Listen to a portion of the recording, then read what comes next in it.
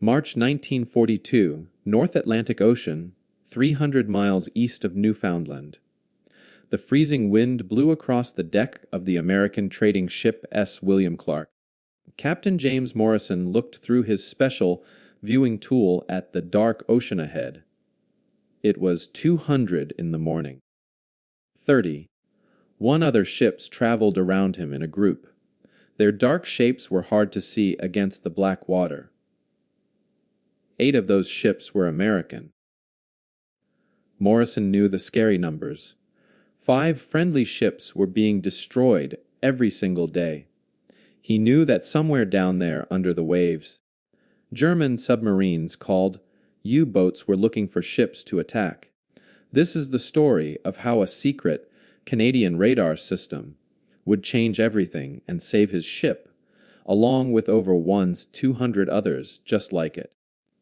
The German submarines attacked at 2:15 a.m. 3 underwater missiles called torpedoes hit 3 different ships in just 5 minutes. Morrison watched the SS Nareva blow up in a huge ball of orange fire that lit up all the ships around them. Men screamed as they jumped into water so cold it would kill them in 15 minutes. The guard ships fired their guns into the darkness, but they were shooting at ghosts. The U-boats had already gone back under the water. By morning, 8 ships were gone. 214 men were dead. The group of ships kept moving forward, knowing the submarines were still down there, waiting for night to come so they could attack again. This was happening everywhere across the Atlantic Ocean. In the first 6 months of 1942 alone, German U-boats sank 609 friendly ships. The numbers were huge. Every week, more ships went down. Every week, more food, fuel, and weapons going to Britain ended up at the bottom of the ocean. The worst area was called the Black Pit. It was a 600-mile stretch of ocean in the middle of the Atlantic where airplanes from land couldn't reach. U-boats could do whatever they wanted there. The submarines would come up to the surface at night, recharge their power, and hunt in groups called wolf packs.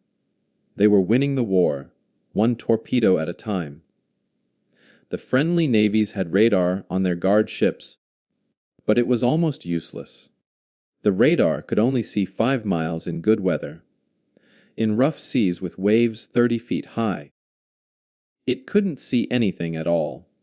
The U-boats would wait for storms, then come up and attack while the radar was blind. Navy officers did math that showed they would need 4 times as many guard ships as they had to protect every group properly.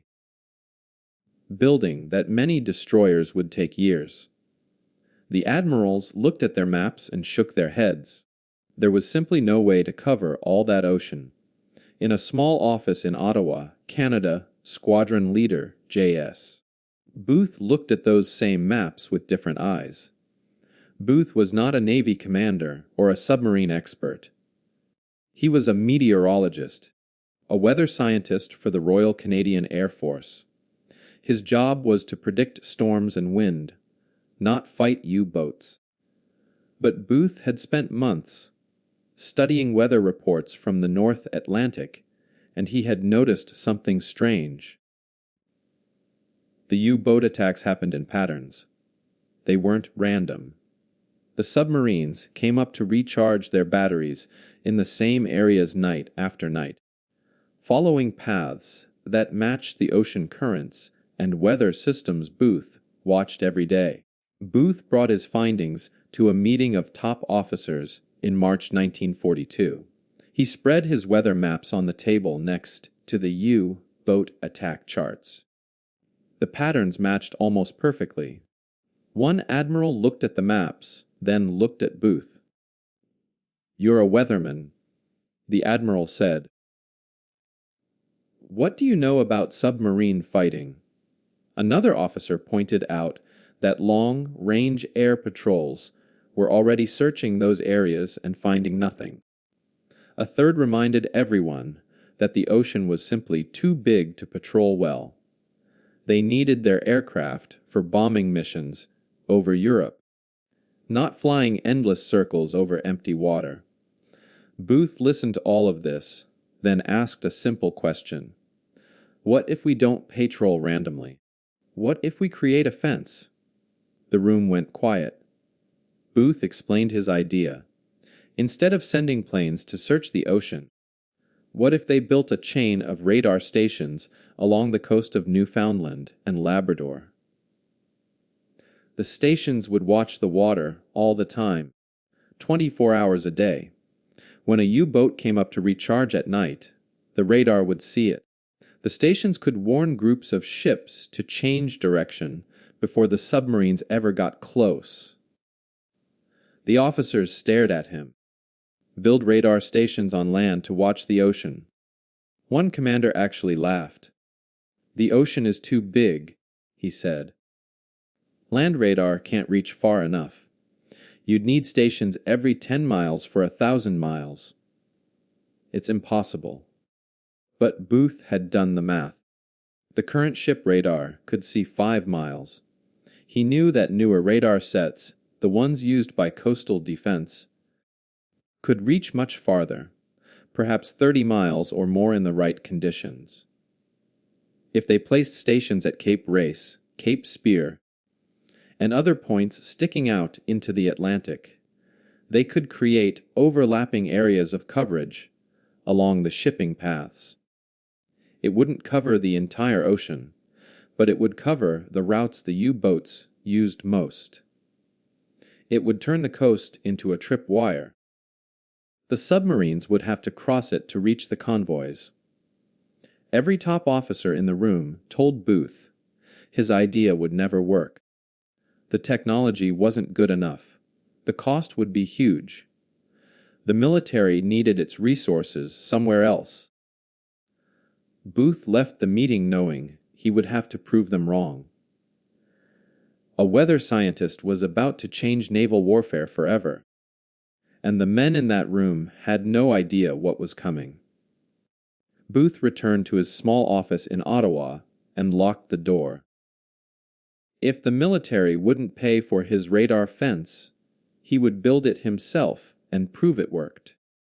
He had 12 technicians under his command, men who took care of weather instruments at far away stations across eastern Canada.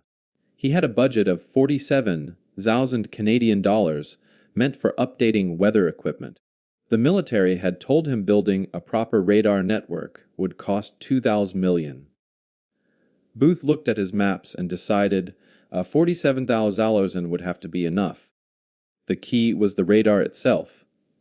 Navy ships used large, heavy radar sets that needed constant care and teams of people to run them.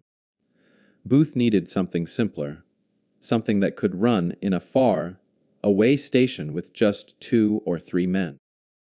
He found his answer in the ASV Mark II radar, a unit designed for aircraft to find submarines. The military had dozens of these sets sitting in storage buildings, replaced by newer models. Booth convinced a supply officer to give him 6 of the old units, saying he needed them for weather research. It wasn't completely a lie. He was researching whether radar could watch the ocean from land. The ASV Mark II had a maximum range of about 15 miles when mounted in an aircraft flying at 3,000 feet. Booth needed 35 miles or more. He and his technicians spent weeks changing the units. They made the power stronger. They changed the antenna design to focus the beam across the water instead of down from the sky. They adjusted the frequency to 176 megahertz, which traveled better over ocean waves. The pulse width was set to exactly 2 microseconds, fast enough to separate targets from wave clutter. Each radar could sweep an area of 120 degrees, like a lighthouse beam sweeping across the dark water. By August 1942, Booth had his first modified radar ready to test. He chose Cape Race, Newfoundland, as the location. Cape Race was a rocky point that stuck far out into the Atlantic, right on the edge of the main shipping paths. A weather station already stood there, a small building with 3 men who wrote down wind speed and temperature. Booth told his bosses he was installing new weather instruments. He didn't mention the radar. He knew if he asked permission, they would say no. Sometimes it's easier to apologize later than to get approval first. The installation took 2 weeks. The technicians put the antenna on a 30-foot tower next to the weather station. They ran cables through the building and set up the radar display in a back room. The entire system got power from the station's generator. On September 5, 1942, at exactly 00:00 in the evening, Booth turned on the radar for the first time. The screen glowed green. A sweep line rotated around the display. At first, it showed nothing but empty ocean. Then, at 28 miles out, a small dot appeared on the screen. The dot moved slowly across the display. It was a ship or something on the surface. Booth's heart pounded. The radar could see 28 miles. It worked. For 2 weeks, the Cape Race Station tracked every ship that passed. The operators learned to tell the difference between large merchant ships and smaller boats. They wrote down the range and accuracy of every detection. The radar could spot a surfaced U-boat at 28 miles with 87% accuracy in calm weather. In rough seas, the range dropped to 23 miles, but it still worked. On September 19 at 11 p.m., the radar picked up a contact moving fast at 31 miles out. It was too small to be a merchant ship and too fast to be a fishing boat. The operators called the naval base in St. John's. A submarine had been spotted. The contact was U-517, a German submarine that had sunk 4 ships in the previous week. The naval base immediately radioed a convoy sailing toward the area.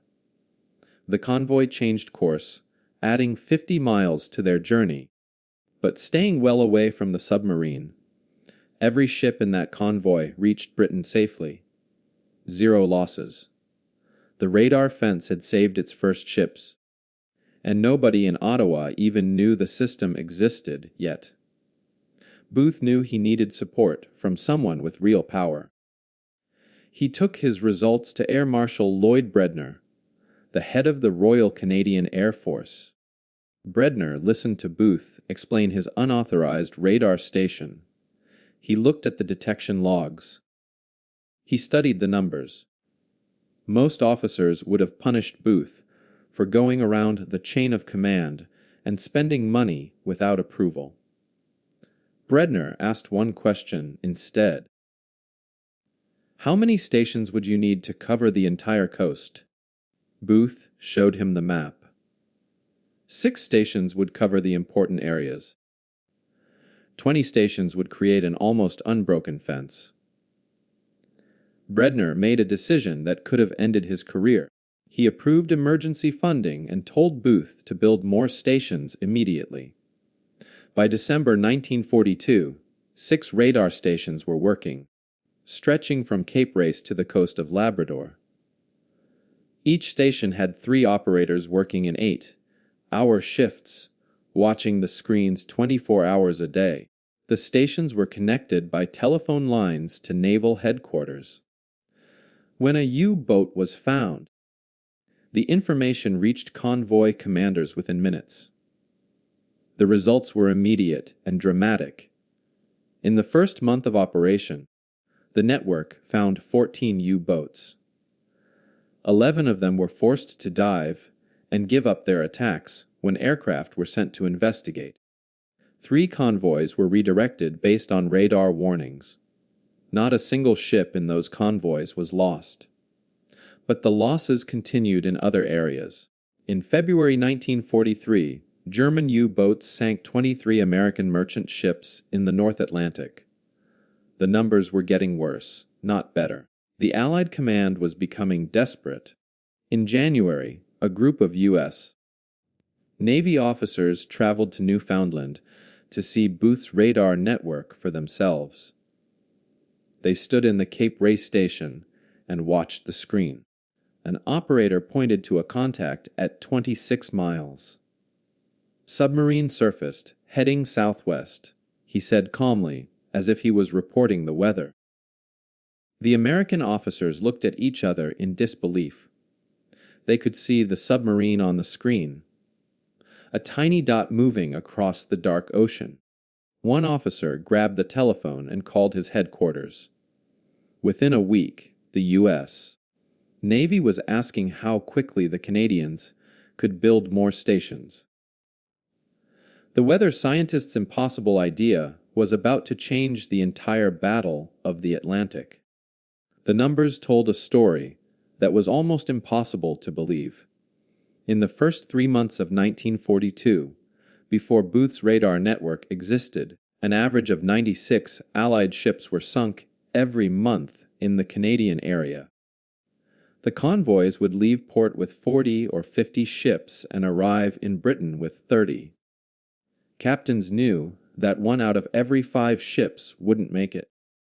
Sailors wrote letters home before each trip, knowing they might not survive the crossing.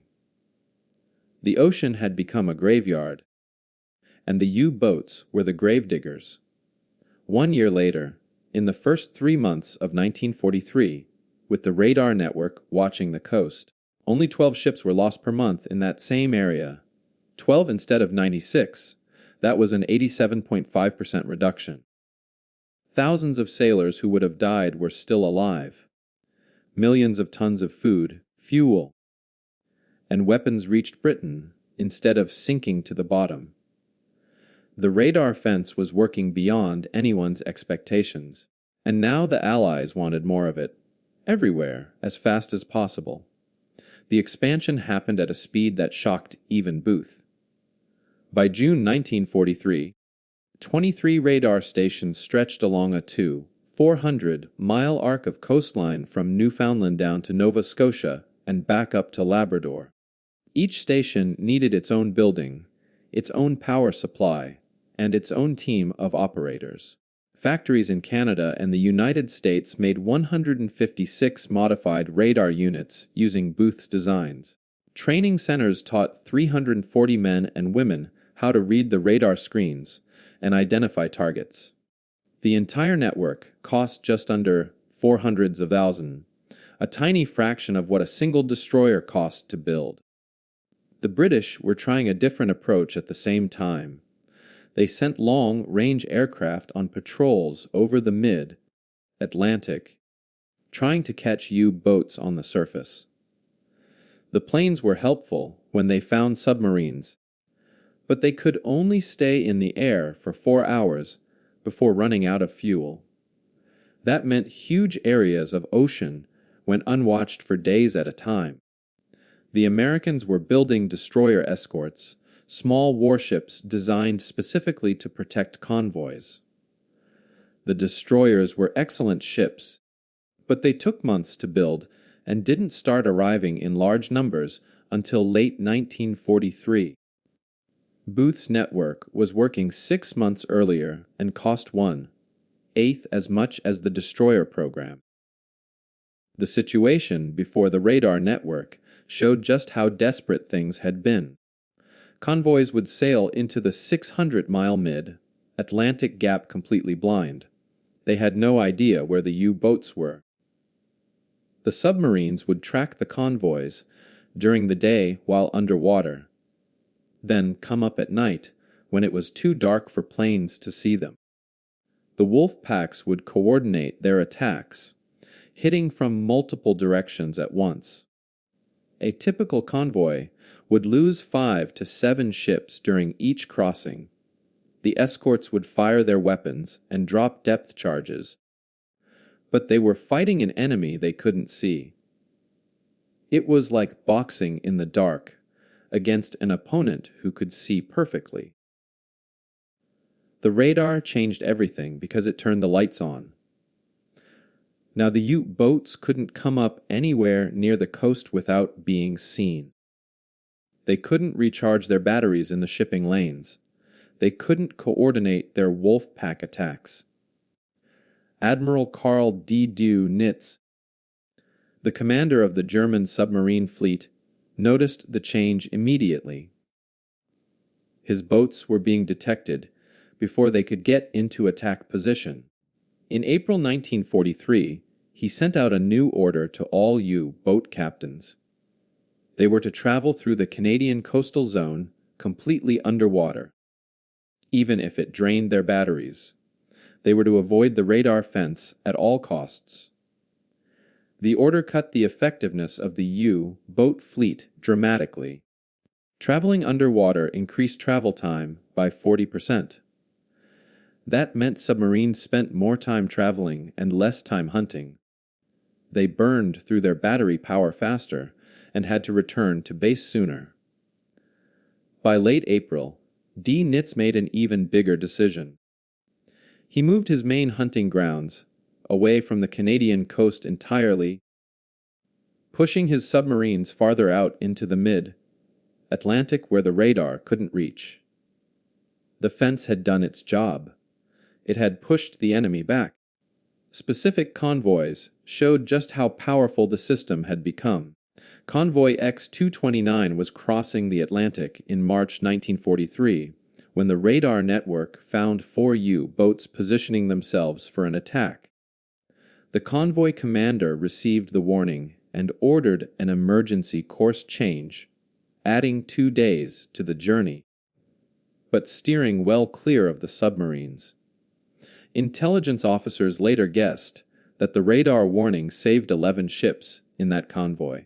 Every one of those ships reached Britain safely and delivered their cargo. The SS Robert E.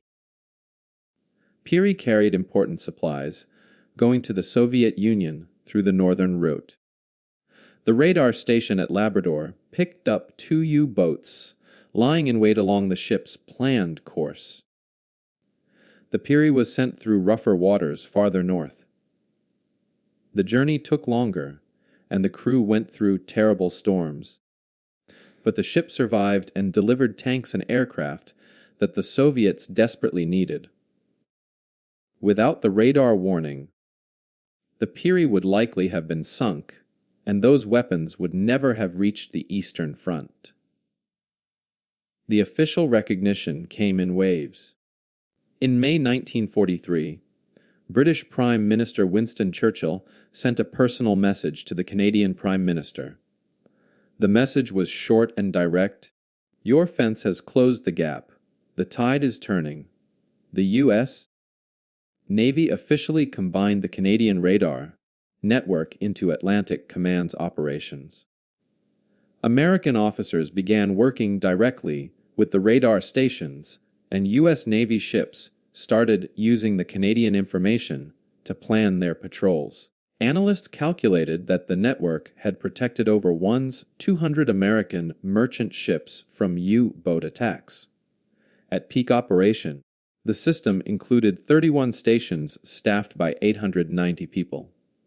The stations worked every single day in every kind of weather. Operators sat at their screens through blizzards and fog, through summer heat and winter ice storms. The radar kept watching.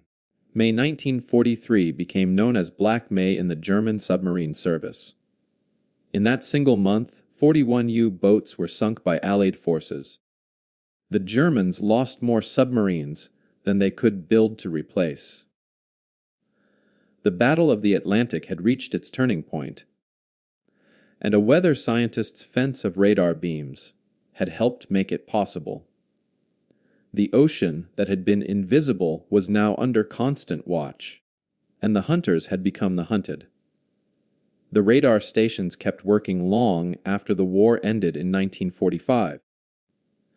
The military quickly realized that a network of coastal radar watching for submarines could also watch for aircraft, missiles, and anything else coming from across the ocean. As tensions grew between the United States and the Soviet Union in the late 1940s, military planners looked at maps of North America and worried about bombers flying over the North Pole. They needed an early warning system, something that could see threats coming from thousands of miles away. The blueprint already existed. It was Booth's fence, just bigger. The radar network evolved into the foundation of NORAD, the North American Aerospace Defense Command. Engineers took the basic idea of overlapping radar stations, creating a defensive fence, and expanded it across the entire northern border of the continent. The distant early warning line, built in the 1950s, stretched from Alaska to Greenland with 63 radar stations watching the Arctic. The technology was more advanced than Booth's modified weather radar. But the concept was identical: create a fence, watch constantly, warn early. The systems got more sophisticated over the decades, but they all traced back to that first station at Cape Race in 1942. The Navy took the idea in a different direction. If radar could watch the surface of the ocean, could underwater listening devices watch beneath it? In the 1950s, the United States began building SOSUS, the sound surveillance system. Thousands of underwater microphones were placed along the ocean floor, creating a fence of sound instead of radio waves. The microphones listened for the noise of submarine engines and propellers. Just like Booth's radar, the system created overlapping areas of coverage. When a Soviet submarine passed through, the fence heard it. The principles were the same, just underwater instead of above. Squadron leader J.S. Booth received the Distinguished Service Order in 1944 for his contributions to the war effort. The medal came with a certificate mentioning his innovative work in coastal defense. There was a small ceremony in Ottawa with perhaps 20 people attending. No newspapers covered it. The radar network was still classified, still secret. The military didn't want potential enemies knowing exactly how the system worked or where all the stations were located. Booth shook hands with Air Marshal Bredner, accepted his medal, and went back to work. He never wanted fame or recognition. He had been a meteorologist before the war, and he wanted to be a meteorologist after it. Booth returned to weather forecasting in 1946. He applied the lessons he learned from radar to a new problem tracking hurricanes. Weather radar could see storms from hundreds of miles away, giving advanced warning before they hit land. Booth helped develop some of the first hurricane tracking systems used in Canada and the United States. He worked quietly in government weather offices for the next 20 years, studying storms and wind patterns. When he died in 1967, at the age of 64, his obituary in the Ottawa newspaper was 3 paragraphs long. It mentioned his wartime service in a single sentence that said he contributed to coastal defense efforts. Most people who read it had no idea he had helped save over 1,000 ships. The technology Booth invented continued evolving long after his death. Modern maritime radar systems can see over the horizon, detecting ships and aircraft hundreds of miles away using advanced signal processing and satellite data. The United States Coast Guard uses a network of coastal radar stations to watch for drug smuggling boats, using the same fence idea Booth invented. The stations create overlapping coverage areas along the southern U.S. border. When a suspicious boat crosses the fence, patrol boats are sent to investigate. The system stops tons of illegal drugs from reaching American shores every year. Missile defense systems adopted the same approach. Instead of trying to patrol everywhere, modern defense networks create layers of radar coverage that incoming threats must pass through. The system doesn't need to be everywhere at once. It just needs to create a fence that nothing can cross without being seen. Ground-based radar stations, ships with radar arrays, and aircraft with radar pods all work together to create overlapping areas of coverage. The concept scales from watching 100 miles of coastline to watching an entire continent. The broader lesson from Booth's story is about where innovation comes from. The naval experts, the admirals who had spent their entire careers studying submarine warfare, couldn't solve the U-boat problem. They tried building more ships, flying more patrols, and developing better weapons. All of those things helped, but none of them closed the gap. The solution came from outside, from a man who studied weather patterns instead of warfare. Booth saw the problem differently because he wasn't trained to think like everyone else. He asked a question nobody else thought to ask. What if we don't chase the submarines? What if we build a fence and make them come to us? History is full of moments like this. The major breakthrough often comes from the person nobody expected, using an approach nobody considered. Organizations get trapped in their own way of thinking. They try the same solutions over and over, just bigger or faster, or with more resources. Real innovation requires someone willing to challenge the basic ideas everyone else takes for granted. It requires someone brave enough to be told their idea is impossible and build it anyway. Booth was that person in 1942, and the world needed thousands more like him. The lesson applies to challenges we face today. Cybersecurity experts talk about building fences of detection systems instead of trying to defend everything at once. Climate scientists discuss networks of sensors watching for early signs of environmental change. Medical researchers create systems that watch populations for disease outbreaks before they spread. The principle keeps appearing because it works. You don't need unlimited resources. You need smart placement, overlapping coverage, and constant watching. You need a fence. The most powerful weapons aren't always the ones that destroy. Sometimes they're the ones that see. Booth understood this in 1942 when everyone else was focused on building bigger guns and faster ships. He realized that winning the Battle of the Atlantic wasn't about sinking more U-boats. It was about knowing where they were. Information was more valuable than firepower. A 47,000 network of modified radar sets accomplished what billion-dollar battleship programs could not. It made the invisible visible. It turned the dark ocean into a watched space, where submarines could no longer hide. A weather scientist built a fence of radar beams and saved over funds 200 American ships. He proved that the best solution to an impossible problem might come from the most unexpected place, built by the most unlikely person, using the simplest idea nobody else thought would work. Sometimes the answer isn't to fight harder. Sometimes it's just to see better.